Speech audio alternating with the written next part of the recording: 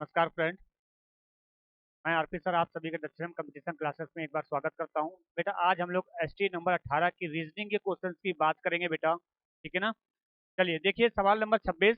जैसा कि आप लोगों ने देखा था ये आपका मैथमेटिकल ऑपरेशन संबंधित क्वेश्चन है। अब इसको करना कैसे ये ध्यान से समझिएगा। यहाँ पर देखा क्या लिखा हुआ, यदि प्लस का अर्थ मल्टीप्लाई, मल्टीप्लाई का अर्थ माइनस है, इस तरह की थ्योरी दी होती है तो आपको कैसे करना है वो जानते हैं बेटा। तो ध्यान से देखिए क्या लिखा हुआ है। सबसे पहले आपको करना क्या है बेटा, यहाँ पे साइन को बदलना है, ठीक है ना। तो यहाँ पे देखिए 32 डिवाइड का अर्थ क्या दिया हुआ है, यहाँ पे देखिए डिवाइड का अर्थ दिया प्लस, यानी 32 प्लस का हो जाएगा 8। माइनस दिया हुआ, माइनस का अर्थ क्या दिया हुआ है बेटा, देख ध्यान से पढ़िए। माइनस का दिया डिवाइड दिया है तो डिवाइड कर लेंगे। तो मल्टीप्लाई दिया हुआ है, मतलब मल्टीप्लाई का अर्थ क्या दिया हुआ है, माइनस दिया तो -12। और फिर प्लस दिया हुआ, प्लस का अर्थ क्या है, मल्टीप्लाई है, मल्टीप्लाई 4। अब ऐसे क्वेश्चन को कैसे सॉल्व करते हैं बेटा, हमेशा याद रखिए कि ये बॉडमॉस के रूल के हिसाब से सॉल्व होता है। बी फॉर ब्रैकेट होता है, ओ फॉर ऑफ होता है, और डी फॉर डिवाइड होता है। यानी पहले यहाँ पे ब्रैकेट और ऑफ तो दिया नहीं है, पहले डिवाइड दिया, तो पहले डिवाइड सॉल्व करेंगे। देखिए 8 डिवाइडेड 2 है तो यहाँ इसको डिवाइड करेंगे, 2 को 8 हो गया, ठीक है। 32 और 4 जोड़ दिया बेटा, कितना हो गया, 36 हो गया। यहाँ पे -12 चौको 48 हो गया।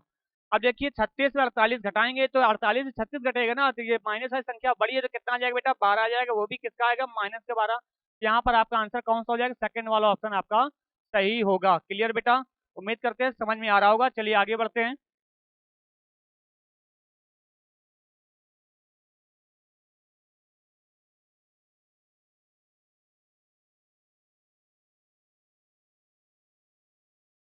सवाल नंबर 27 देखिए, ये आपका नॉन वर्बल क्वेश्चन है, मिरर इमेज का क्वेश्चन है बेटा। ध्यान समझिए कैसे करना है। ध्यान से देखिए, जब भी मिरर आपका इस तरह का लगा होता है, यहाँ पे दर्पण लगा होता है, यानी लेफ्ट वाला हिस्सा राइट हो जाएगा, राइट वाला हिस्सा लेफ्ट हो जाएगा। ये आपको पता होना चाहिए बेटा,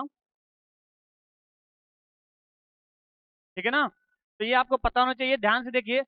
अब जैसे हम यहाँ पे ये बना लेते हैं, यहाँ पर देखिए इस तरह सिंबल होगा, तो यानी कि ये जो सर्कल है आपका, ये आपका लेफ्ट साइड में आ जाएगा, और प्लस है आपका इधर पहुंच जाएगा, और ट्रायंगल आपका यहाँ पहुंच जाएगा, और इक्वल यहाँ पर हो जाएगा। अब ऐसा किस ऑप्शन में, जरा चेक कर लीजिएगा, पहले ये ऑप्शन में है, यानी कि यहाँ पर आपका कौन सा आंसर हो जाएगा, पहला वाला आपका ऑप्शन हो जाएगा। क्लियर बेटा, उम्मीद करते हैं आ रहा होगा। चलिए सवाल अगला आ जाइए, सवाल नंबर 28 में देखिए क्या लिखा हुआ, अमीबा, आयस्टर, कृमि, गाय।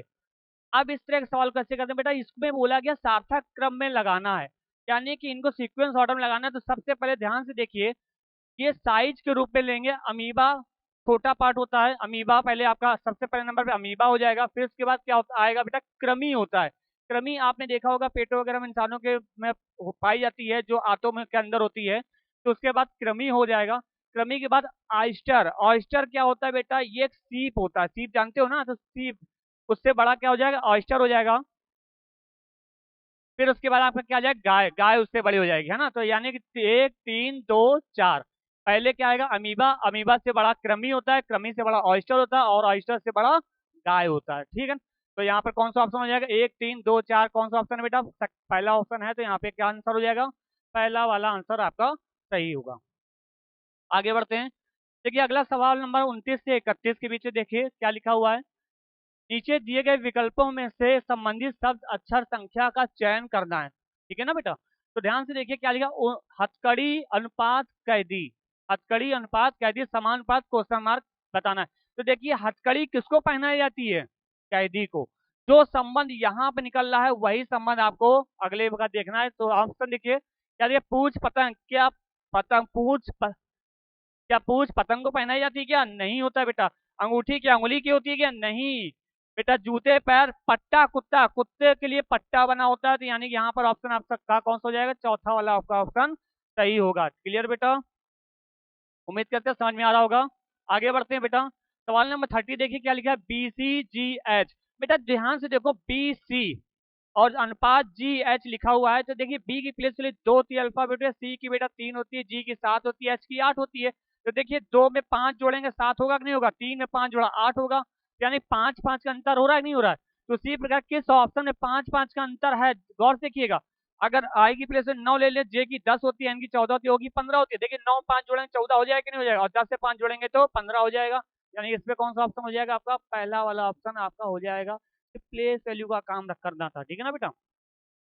आगे बढ़ते बेटा, सवाल नंबर 42, सॉरी 31 नंबर देखिए क्या लिखा है, 42:56 समान अनुपात 72 अनुपात क्वेश्चन मार्क। अब इसमें क्या ऑप्शन होगा, इसके लिए आपके ऑप्शन दिए 96, 92, 51 और 100। ये एसटी में क्वेश्चन दिया हुआ था, आपको पता ही होना चाहिए, है ना। तो ध्यान से देखिए इस पे क्या लॉजिक लगाएं। अगर आप लॉजिक सोचें तो 4 2 6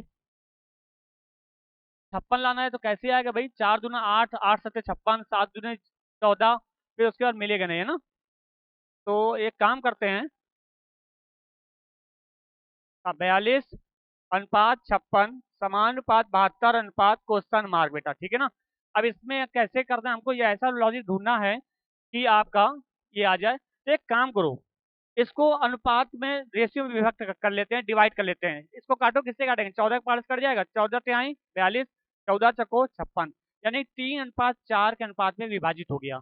वही लॉजिक यहाँ पर इसको डिवाइड करेंगे, यानी 3:4 के अनुपात विभाजित करना है। तो किस टेबल से कट जाएगा, 24 से काटोगे तो 24 से आई 72 और 24 को 96। तो आंसर क्या होना चाहिए आपका, 96 आपका होना चाहिए, ठीक है बेटा। उम्मीद करते हैं समझ में आ रहा होगा, आगे बढ़ा जाए। सवाल नंबर आ जाइए 32। 32 कह रहा है बेटा, गंगा यमुना से बड़ी है। ये आपका रैंकिंग चैप्टर से क्वेश्चन हो गया। अब देखिए इस चैप्टर को कैसे करना है, जो जितना लंबा होता है उसको अपने बाएं साइड रखते हैं, जो छोटा होगा उसको दाएं साइड रखते हैं।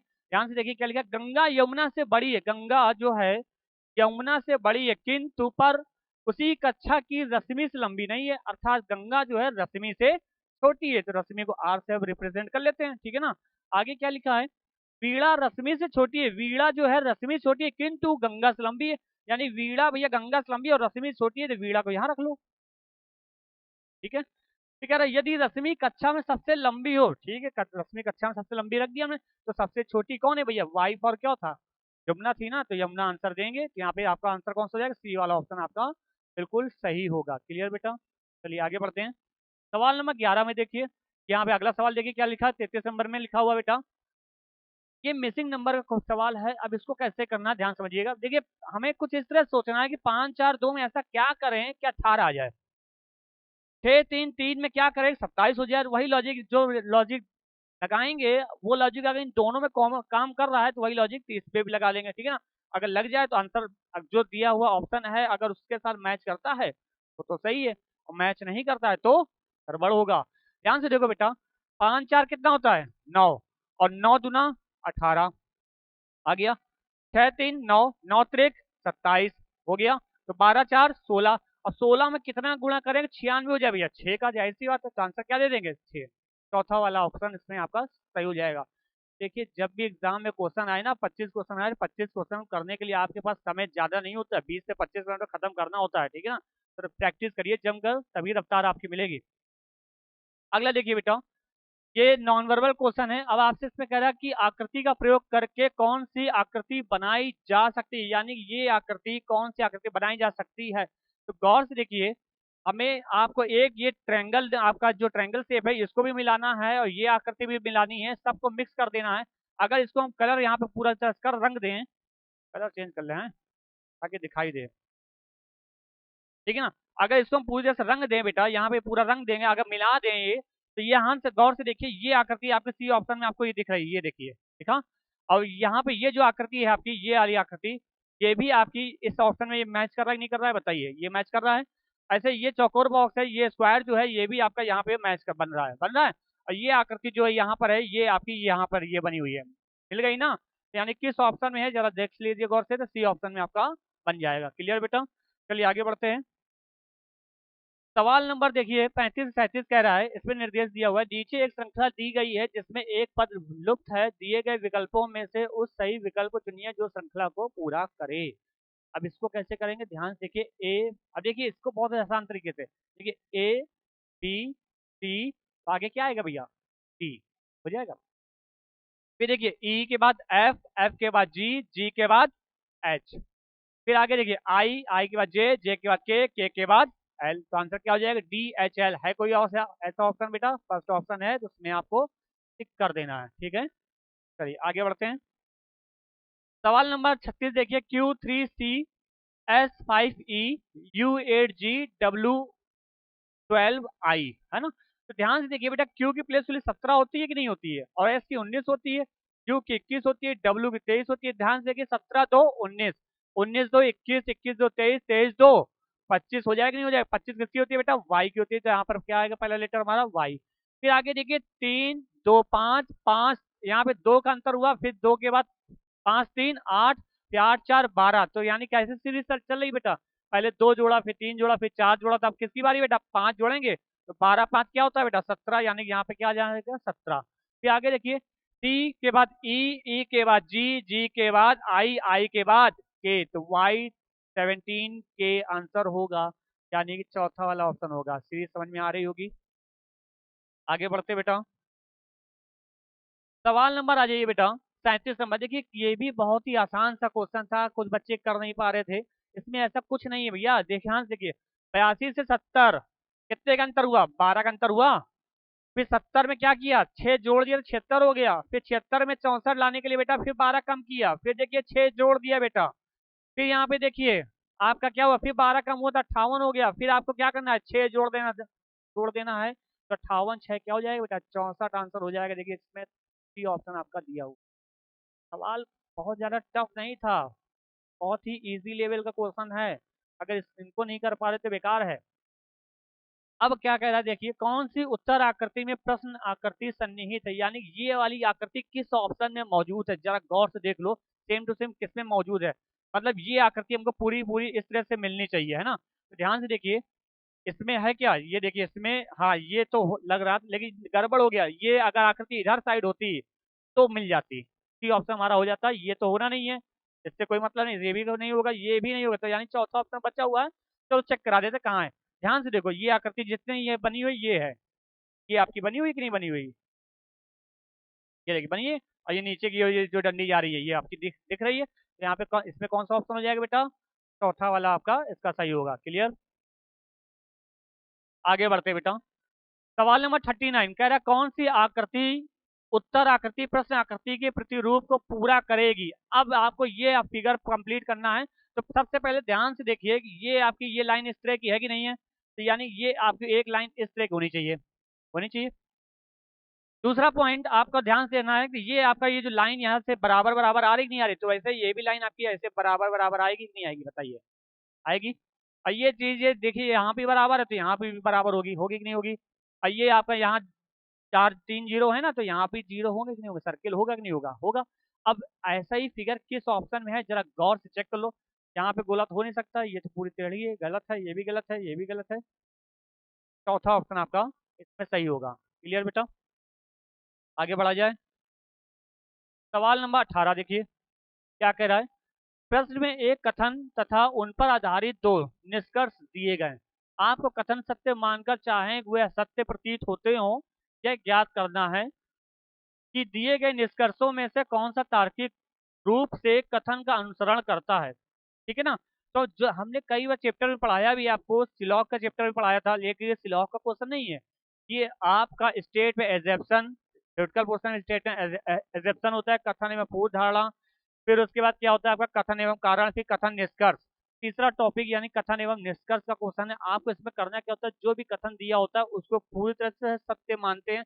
हमने आपको कथन एवं पूर्व धारणा का चैप्टर पढ़ाया था, उसमें भी हमने बताया था कि जो भी स्टेटमेंट दिया होगा भले ही वो गलत दिया हो, लेकिन आपको उसको सही मानना होगा, उसी के आधार पर करना होगा। इसको करने के लिए सबसे आसान तरीका क्या है? स्टेटमेंट को पढ़िए, उसका अर्थ निकालिए, उसका मतलब निकालिए, फिर उसके बाद कथन निष्कर्ष को पढ़िए, उनका मतलब निकालिए। अगर दोनों के अर्थ सिमिलर मैच करते तो सही होगा, नहीं मैच करते तो गड़बड़ हो गया। चलिए देखते हैं क्या लिखा हुआ है। कथन लिखा है शहरी क्षेत्र के निजी स्कूलों में शिक्षा का स्तर नगर निगम और ग्रामीण क्षेत्रों में जिला परिषद द्वारा संचालित स्कूलों से कहीं अधिक बेहतर है। बहुत ही सिंपल सी चीज कहा गया है।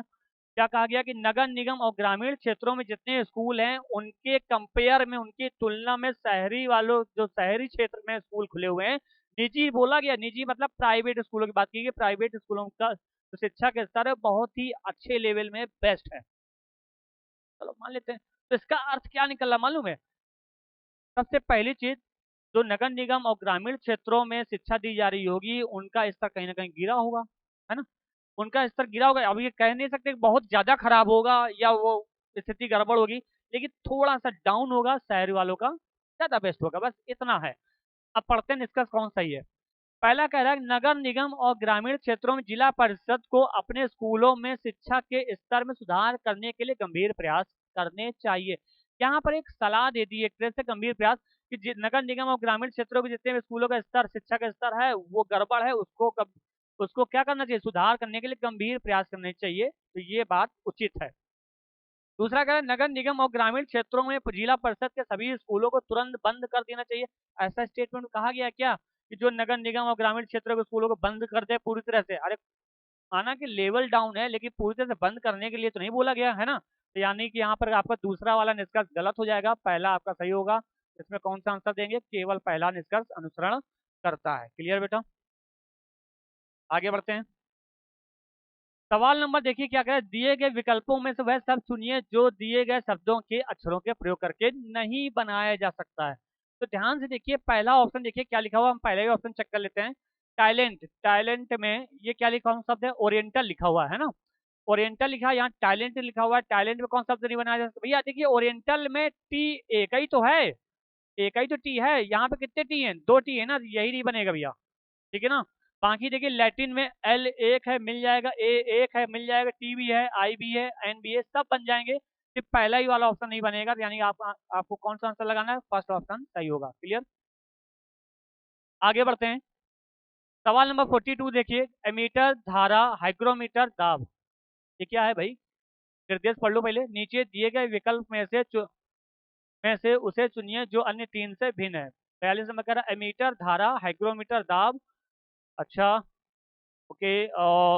ओडोमीटर, गति, सिस्मोग्राफ, भूकंप। ध्यान से देखो बेटा, इसको क्या करना है, इसमें भिन्न आपको बताना है। क्लासिफिकेशन चैप्टर का ये क्वेश्चन हो गया। अब मीटर से बेटा क्या मापते हैं? धारा। ठीक। ओडोमीटर से गति मापते हैं। सिस्मोग्राफ से भूकंप भी मापते हैं। हमने क्लासिफिकेशन जब चैप्टर पढ़ाया तो उसमें थ्योरी पूरी लिखाई थी, है ना। हाइग्रोमीटर से बेटा नमी मापते हैं, भूमि की नमी। ताप नहीं नापते हैं। तो बेटा यही आपका डिफरेंट होगा, यही भिन्न है, यही हमारा आंसर भी होगा। क्लियर बेटा? उम्मीद करते आ रहा होगा। अब 43 नंबर देखिए, अगला क्वेश्चन देखिए क्या लिखा है।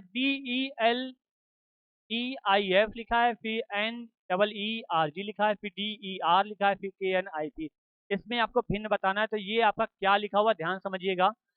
अब इससे भिन्न कैसे करें? कई लड़के क्या कर रहे होंगे कि इसको प्लेस वैल्यू का काम कर रहे होंगे। भाई प्लेस वैल्यू रखा होगा, जोड़ा होगा, घटाया होगा। अरे बेटा ये लिखा क्या है, ध्यान से देखो। ये सी वाला ऑप्शन देखो, इसको रिवर्स करके पलट के लिखोगे, पढ़ोगे तो यहाँ RED लिखा है, रेड। रेड मतलब लाल, लाल रंग होता है ना। ये NEERG है, यानी कि ये क्या लिखा हुआ है बेटा? ग्रीन लिखा हुआ है। क्या लिखा हुआ है? ग्रीन लिखा हुआ है बेटा। ये क्या लिखा हुआ है? पिंक लिखा हुआ है। अब देखो ग्रीन का मतलब रंग हरा हो गया, पिंक का मतलब गुलाबी रंग हो गया। जबकि इसको पलट के लिखोगे तो ये फील्ड, FIELD, रिवर्स करके पढ़ो बेटा। फील्ड का मतलब क्या होता है? मैदान। यानी कि बाकी तीन रंगों के नाम है और ये आपका मैदान है ना। इससे भिन्न क्या हो जाएगा? पहला वाला ऑप्शन आपका हो जाएगा। क्लियर बेटा? आगे बढ़ते हैं। सवाल नंबर 44 में आ जाइए। 32:15, 86:42, 56:26, 74:36। अब इसमें क्या आंसर होगा वो चेक कर लेते हैं बेटा। ध्यान से देखो, इसमें भिन्न हमको बताना है। तो एक काम करो बेटा, 32 का आधा करो, 16 हो जाएगा। अब 16 में एक घटाओ, 15 हो गया ना। 86 का आधा करो बेटा, दो चौको 8 हो गया, दो तिहाई 6 हो गया। 43 से घटाया 42 हो गया। ठीक। बात सुनियारी। 74 का आधा करो बेटा, दो तिहाई 6 हो गया, दो सत्ते 14, 37 से घटाया 36 हो गया। ठीक है ना, ये आ गया आपका। ऐसे 56 का आधा करोगे, 28 हो गया। 28 से बेटा दो घटाने पे आपका 26 हो रहा होगा।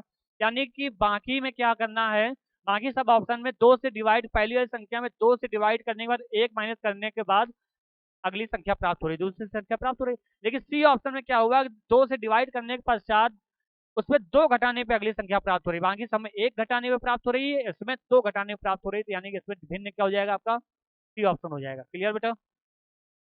आगे बढ़ते बेटा। सवाल नंबर 45 देखिए, लोड का कोड MPBE लिखा गया। ठीक है। ड्राइव का ESJWF लिखा गया। बहुत ही सिंपल सा क्वेश्चन है, हमें उम्मीद है कर ले जाएंगे। देखिए क्या है, एल के बाद क्या आता है? M, ABCD में आता है। एल के बाद M, O के बाद P, A के बाद B, D के बाद E। सब में +1 हो रहा है कि नहीं हो रहा है बताइए? सब में +1 चल रहा है बेटा। वैसे डी के ड्राइव का डी के बाद ई आता है, आर के बाद एस आता है, जे के बाद आई के बाद जे, पी के बाद डब्ल्यू, ई के बाद एफ होता है। उसी प्रकार लैडर का निकालना है तो एल के बाद क्या हो जाएगा यहाँ पे? एम, ए के बाद बेटा बी, डी के बाद ई, डी के बाद ई, ई के बाद एफ और आर के बाद एस। तो आपका आंसर हो जाएगा MBEEFS। ऐसा किस ऑप्शन में? सेकंड ऑप्शन में दिया है, तो यही आपको टिक लगा देना है। क्लियर बेटा? पेपर एसटी बहुत कठिन नहीं आई थी, बहुत ही सिंपल सी थी, कि बहुत सारे लोग नहीं कर पाए। अगला से देखिए सवाल क्या कह रहा, 46 नंबर कह रहा, उस अक्षर समूह को चुनिए जो दी गई श्रृंखला में क्रमवार रखने से श्रृंखला को पूर्ण करे। बेटा ये आपका लेटर से संबंधित क्वेश्चन है। हमने आपको इस चैप्टर को जब पढ़ाया होगा तो हमने बताया था कि ऐसे क्वेश्चन को करने के लिए आप ऑप्शन की मदद नहीं लेंगे। ऑप्शन अगर रखेंगे तो टाइम बहुत ज़्यादा बर्बाद होगा, टाइम को हमें बचाना है। तो ध्यान से देखिए, इसको करने के लिए क्या करते हैं, सारे लेटर को पहले गिन लीजिए कितने लेटर हैं। देखिए 1 2 3 4 5 6 7 8 9 10 11 12 लेटर है। 12 को 2 फैक्टर बनाइए तो क्या बनेगा? 3 4, यानी 3 गुणे 4 या 4 गुणे 3। ठीक है ना? तो 3 3 में के रूप में तोड़ लीजिए, 1 2 3, कोई दिक्कत? फिर आगे तोड़िए 1 2 3, फिर 1 2 3, फिर 1 2 3।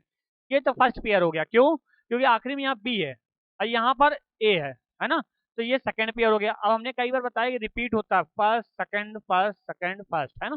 तो फर्स्ट सेकंड फर्स्ट सेकंड, ठीक कर दिया बेटा। अब इसको देखिए ध्यान से, देखिए फर्स्ट का फर्स्ट से देखिए कंपेयर कराइए, देखिए क्या लिखा, यहाँ बी है ना, यहाँ भर दिया हमने बी। अब देखिए क्या फर्स्ट में आया, BAB। तो फर्स्ट में भी क्या हो जाएगा, BAB। और सेकंड में क्या है, ट्रिपल ए लिखा है, तो ट्रिपल ए यहाँ भी हो जाएगा। तो आपने क्या भरा, पहले बी भरा, फिर बी भरा, फिर ए भरा, तो यानी कि BBA भरेंगे, तो यानी कौन सा ऑप्शन आपका सही होगा? चौथा वाला आपका ऑप्शन सही होगा। ठीक है बेटा, उम्मीद करते आ रहा होगा। अगला आ जाइए। अगला कह रहा है, ये देखिए नॉन वर्बल का पेपर कटिंग का क्वेश्चन है, बहुत ही सिंपल क्वेश्चन है, कुछ नहीं करना है। एक गोला खींचा गया, एक गोल पेपर था, उसको 2 पार्ट डिवाइड किया, मतलब 20 से आधे से डिवाइड किया। अब जरा ध्यान से समझिए, अगर गोल कागज होगा उसको 20 से डिवाइड करेंगे तो आपका कागज एक हो जाएगा कि नहीं हो जाएगा? हो जाएगा।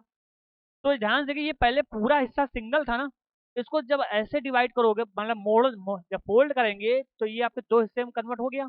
जब 2 हिस्से में कन्वर्ट हो गया, फिर उसके बाद अगले स्टेप में क्या करो, ऊपर से लेकर नीचे की ओर आना, यानी यहाँ से ऐसे इसको फोल्ड करना है, तो यानी आपका जो कागज बनेगा वो अब आपका अगला इस तरह से बन जाएगा, नहीं बन जाएगा? ध्यान से देखिए बेटा, पहले सिंगल था, इसको जब फोल्ड किया हमने,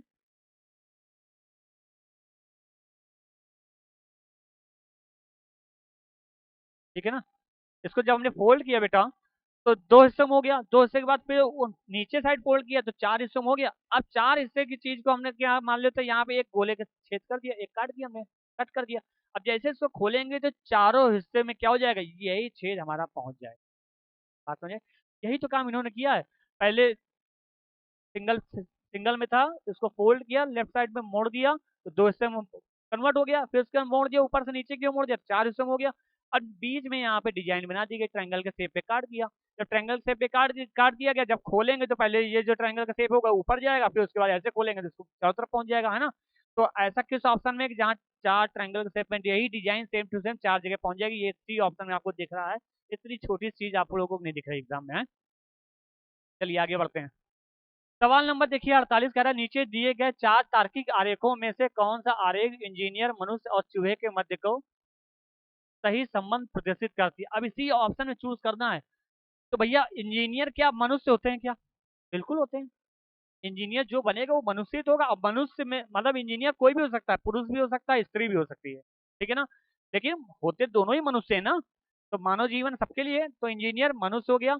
और चूहे क्या कुछ मनुष्य चूहे होते हैं क्या? ऐसा तो नहीं है ना। तो आपके लिए यहाँ पे कौन सा फिगर बेस्ट रहेगा, ये वाला फिगर बेस्ट रहेगा। कैसे? ध्यान से देखिए, ये आपका क्या हो जाएगा, मनुष्य का फिगर हो जाएगा, जो बड़ा वाला है ये मनुष्य हो गया, अंदर भैया इंजीनियर हो गया। मतलब जितने भी इंजीनियर होंगे उस सब के सब मनुष्य होंगे। हम इसको ये भी पढ़ सकते हैं, कुछ मनुष्य इंजीनियर है, सभी मनुष्य इंजीनियर नहीं बोला गया। यानी मनुष्य का फिगर जो होगा बाहर होगा, इंजीनियर का अंदर हो गया। और चूहे भैया अलग हो गए, क्योंकि चूहे इंजीनियरिंग नहीं किए होते हैं ना, वो तार वार काट देते हैं, बात तुम्हारी अलग है। चलो आगे आ जाओ। अगला सवाल देखो क्या लिखा हुआ है, ये मैट्रिक्स का क्वेश्चन है। मैट्रिक्स का क्वेश्चन है। अब इसमें को करने के लिए सबसे आसान तरीका हम बता रहे हैं जल्दी से। देखो इसके इस क्वेश्चन करने के लिए ऑप्शन की मदद थोड़ा सा लेंगे यहाँ पर, है ना? क्या लिखा हुआ है, सबसे पहले आपको पूरी थ्योरी बिल्कुल एग्जाम में नहीं पढ़ना है। क्या पढ़ना है? सबसे पहले यहाँ पे एग्जाम्पल में देखो क्या लिखा है, बी को 0023 लिखा गया, बस इतना चेक कर लो कि बी को 0023 कैसे लिखा। 00 तो हम नहीं चेक कर पाएंगे, 23 को चेक कर सकते हैं। कौन सी पहले कॉलम लिया गया कि पहले रो लिया गया, ये चेक करना है। तो बी को 23 कैसे लिखा गया? देखो बी यहाँ पर है, बी यहाँ पर है, क्या 23 में है क्या? नहीं, ये है। पहले ये वाली लेनी है, फिर आपको ये वाली लेनी है। क्या ये इस तरह से लिया गया है? क्लियर?